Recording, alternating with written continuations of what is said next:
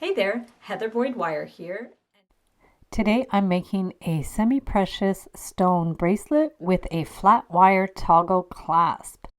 You need 16 or 18 gauge wire, a steel block, a hammer, flat pliers, looping pliers, round pliers, and flush cutters.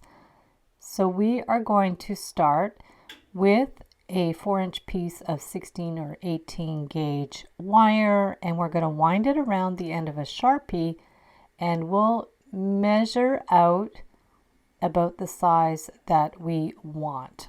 And from there, we are going to bend the wire down and around to make a loop with the looping pliers.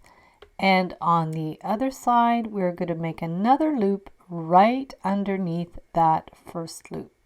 I'm using the smallest section of my beadle-on looping pliers. We are going to cut that flush with our Xuron flush cutters and do the same on the other side. Just clip it flush. After that, we will get the Xuron tweezer nose pliers and give it a little pinch to get in that pokey end on both sides. So give it a good little push. So that's our beginning part of the toggle. And for the other side, we are going to get another piece of wire and start by making a loop in the middle.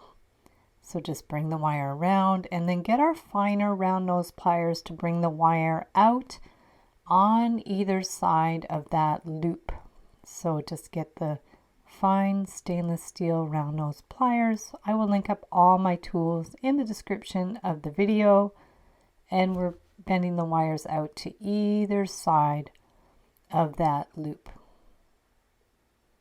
You can use your flat nose pliers to press it down a little bit, adjust it so the wires go out straight on either side, and then measure the size you want. So I'm measuring out about 10 centimeters on either side. It's going to depend on how big you want your toggle to be. And we're just going to bend it around the other side so that loop is centered in the middle. You can keep adjusting it a little bit. Make your little loops, bring the wires around, flip it over, make the loop on the other side, again using the smallest section of the beadle-on bail making pliers. These are 6-step pliers. Now we're going to clip the loop with our flush cutters on either side. So just give them a good little clip. Pinch down that pokey end with the Xuron tweezer nose pliers or any flat pliers, and now we're going to hammer it. So with our steel block and our chasing hammer, we are going to hammer it out. Watch your finger, you can hold it down with your pliers. Flip it over, and we're pushing out with our hammers so we don't scratch the wire. Do the same on the other side. Just gently flatten it, go slowly with it. And then for the other piece, we have to pull it apart so the loops are beside each other, and we can just go straight down with our hammer. Flip it over and hammer it down on the other side. So if you want texture, use the ball part of the hammer, hold it with your pliers, and if you use the ball part, you're going to create a texture on the flat wire. So just give it some little taps to make some texture. You can do both sides, and then the same with the loop. Just give it some gentle taps straight down, and you're going to create a fun little texture on there. From there, you might have to pinch in your loops a little bit. They might open up when you flatten them. So just go in with your flat pliers and close up those loops on either side. Make sure it's even. You might have to get your looping pliers in there to adjust the center loop, and then the other round nose pliers to bend it out again. We don't want any gap in that loop in the middle. You can even wind a little bit of wire around there if you want it to be a little bit more secure. I'm keeping these ones quite simple.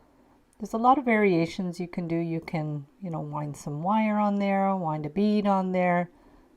As with a lot of my projects, the sky is the limit for variations and permutations. So we're going to close up those little loops. Make sure it's nice and flat, and then we're going to end up pushing the loops one on top of the other because we want them to be stacked. So you could do that with your fingers, you can do that with your pliers. We just want to push those loops and squish them so they're one on top of the other.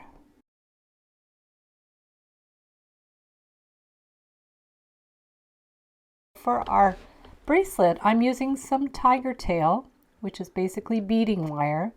I'm going to put on two 2mm smooth crimps, and then we're going to take the tiger tail and put it back through those crimps to form a loop, and then use our crimping tool to pinch the crimps. These are the Xuron crimping pliers. These are the best crimping pliers I've ever used. I will link them up in the description below the video. So now we're going to add a jump ring to attach the toggle clasp, and then basically I'm just going to add a whole bunch of these semi-precious stone chips, and I ended up intermixing them with some metal spacer beads. They look really cool. So now we're going to measure it. Keep in mind I have a very tiny wrist, so I made mine a total of 7 inches. You'll probably want to make yours about 7.5 or 8 inches or more.